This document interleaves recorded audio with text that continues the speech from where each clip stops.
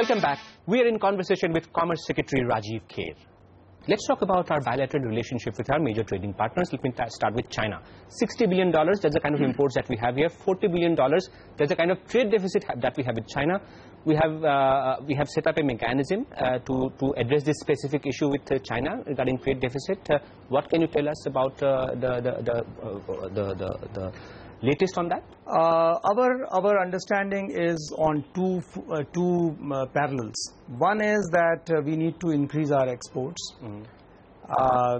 clearly by seeking market access in areas where we believe we are stronger than China. Pharma, for IT. example, pharmaceuticals, information technology services, agricultural products, meat products, and so on. So clearly that is one stream that needs to be pursued, and that is what we have been trying to do.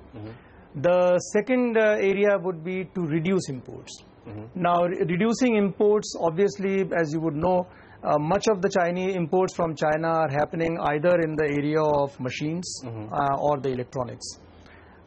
Clearly, there is a good case for China manufacturing those machines and necessary equipments within the country, and that's what, as you are aware, we are promoting, because the whole focus on seeking Chinese investments in India has a twofold strategy behind it. One, it will bring in investment, it will set up industry, therefore give a fillip to the manufacturing and employment, and on the other hand also, once you start manufacturing here, hopefully you will reduce imports from China. So that is the second dimension of it. But I think what is more important is, in the first context, that while we have identified many areas and we have been constantly pursuing those ideas, we really have not yet seen a very visible movement in China from the Chinese side, on getting us in, on giving us market access. Now, it is very easy to say that the market is open and therefore you find a place for yourself. But I think the market's openness is determined by the regulatory framework that you have. And that is where we seem to be coming against some problems. Let me talk to you about US, and I want to draw your attention towards a specific issue. Investigations have been opened against Indian companies, including Infosys, on probable violation of visa rules. Has this matter been taken up? Because this is not the first instance. Such instances have been reported from US for quite some time. Regarding this case, do you see the government taking up this issue with the US counterparts? Absolutely. This issue is something which has been taken up. And as you yourself said just now, this is an issue which has been on the table for a pretty long time.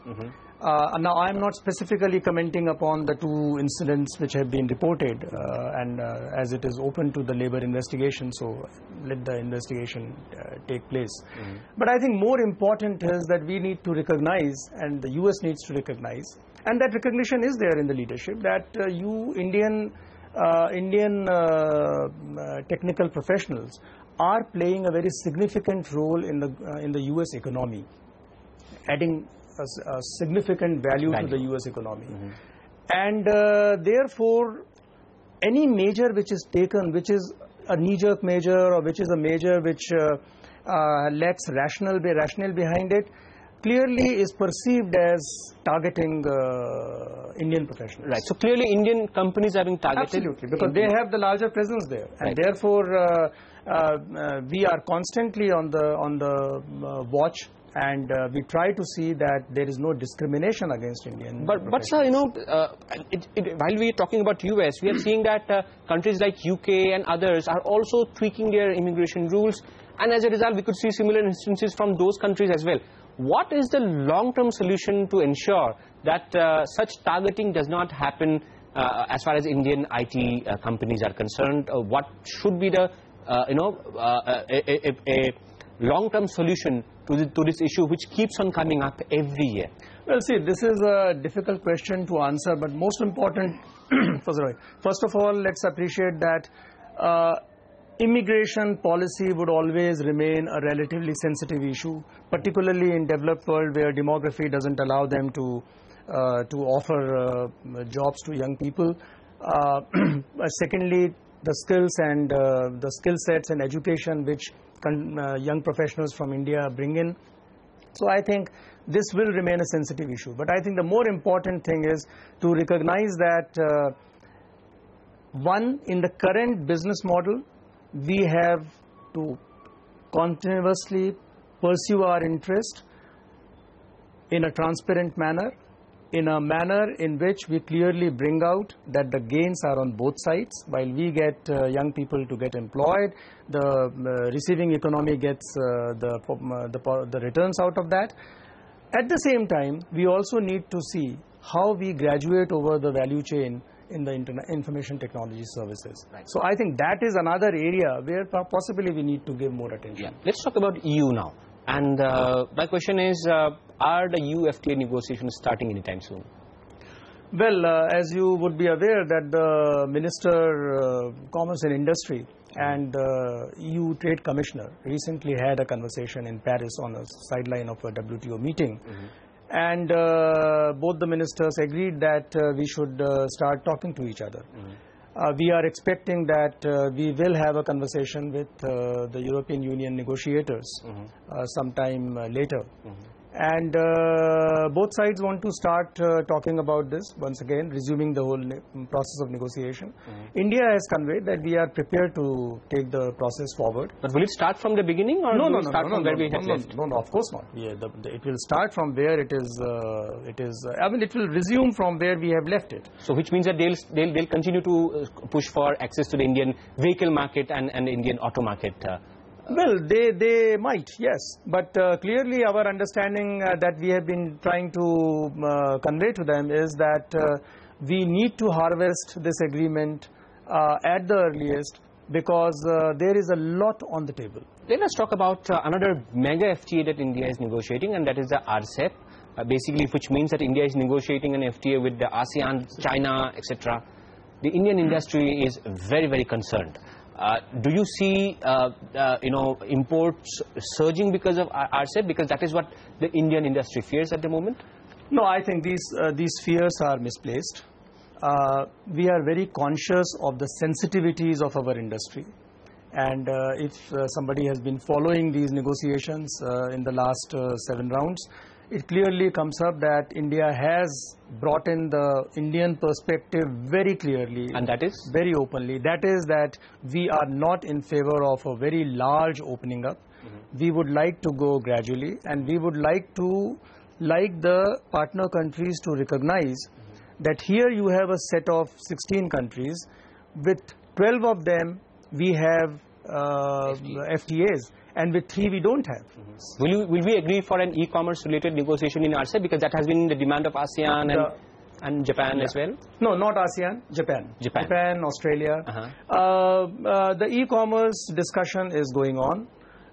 We haven't yet agreed on having a negotiation on e-commerce as a market access aspect.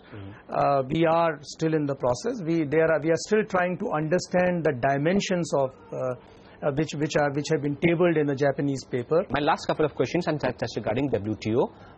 The first is regarding our concerns regarding the food security related issues. There was a mechanism which was to be set up within the WTO. Are you set up with the talks regarding our concerns on this issue at the WTO headquarters? What is the status now? Well, we, as you would know, we are pursuing two agenda as far as India's interest is concerned. One is, of course, this the Bali framework within which permanent solution to food security issue is being discussed. As you are aware, we have to find a solution by the end of this year, and we have been pursuing that. I must confess that not much progress seems to have. So are we back to square one then? Well, we are not at the square one, but clearly there are members who are raising very fundamental points. And they are raising fundamental points, recognizing clearly that this is something which is not part of the Doha agenda. Right. So we are very clearly emphasizing that there is a Doha agenda which needs to be negotiated separately, and there is a permanent solution which is a Bali follow-up. And if we are not moving towards a permanent solution regarding our concerns, and this was the agreed settlement that there will be some kind of a mechanism that will be worked out, will then India not shy of leveraging its stand on the trade facilitation, which we had seen? See, trade facilitation, we have agreed to the trade facilitation agreement, and I don't think it will be in the long-term interest of any country to have come up this far and then go back. We are very much there. We are in the process of completing our internal processes and before we ratify the agreement. But on permanent solution, I would definitely like to see that the parties recognize the value of that issue to India and several other countries. And therefore our focus will, our pressure on that issue will continue. We have to recognize that we have a permanent peace clause. Mr. Rajeev Kher, it was a pleasure talking to you. Thank you so much for joining CNBC TV 18. Thank you for joining us. Thank you.